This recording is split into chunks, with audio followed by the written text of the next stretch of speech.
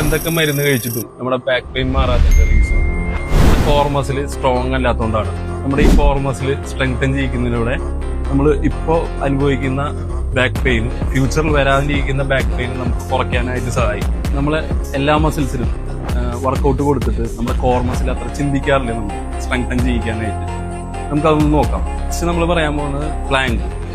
Normal Planck നമുക്ക് എല്ലാവർക്കും അറിയാവുന്നതാണ്. അത് കറക്റ്റ് പോസ്റ്ററിൽ നല്ല രീതിയിൽ നിൽക്കാൻ പറ്റുകയാണെങ്കിൽ നല്ലതായിരിക്കും. ഡെയിലി ഒരു 1 മിനിറ്റ് എങ്കിലും ഡെയിലി നിൽക്കാൻ ശ്രമിക്കുക. ഫസ്റ്റ് വർക്കൗട്ട് ബേർഡ് ഡോഗ്, അടുത്ത വർക്കൗട്ട് നമുക്ക് ഡെഡ് ബഗ് എന്ന് പറയും.